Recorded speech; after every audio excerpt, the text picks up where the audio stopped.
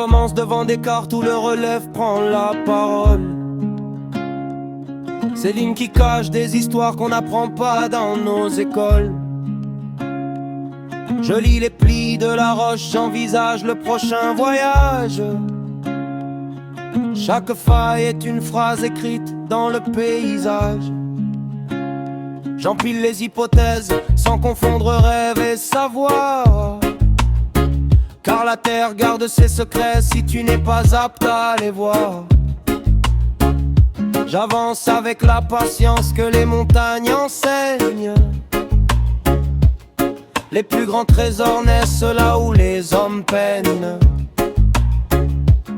Je vais voir les anciens, ceux qui connaissent les vallons. Leurs mémoires sont des boussoles gravées dans les saisons. Ils parlent d'un vieux filon aperçu sous une lampe, d'un bruit de marteau perdu depuis longtemps. Leurs récits sont des cailloux semés sur mon chemin.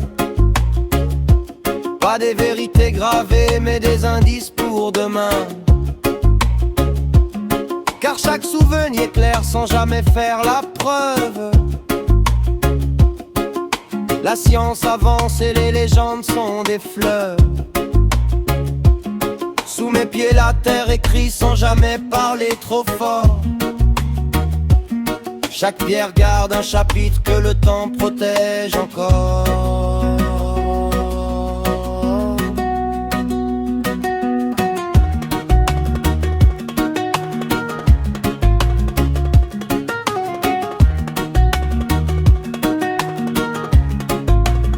Je descends sous la montagne, le silence devient massif.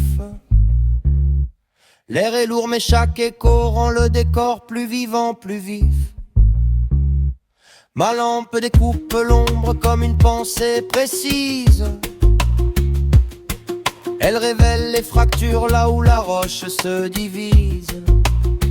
Je regarde les minéraux raconter le parcours des fluides. Quand l'eau brûlante circulait dans des chemins invisibles, en refroidissant lentement, elle a laissé sa mémoire, cristallisant des richesses dans les pages de son histoire.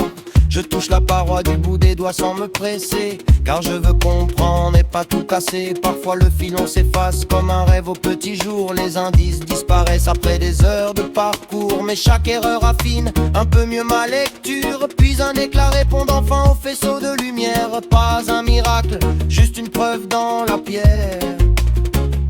Tout s'aligne doucement, les cartes, les voix des anciens et les failles. La patience est parfois la plus belle médaille.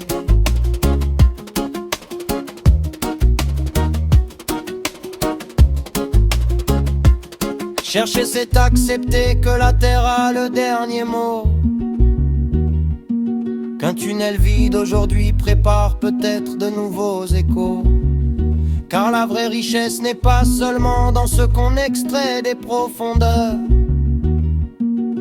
Elle grandit dans celui qui apprend à lire le cœur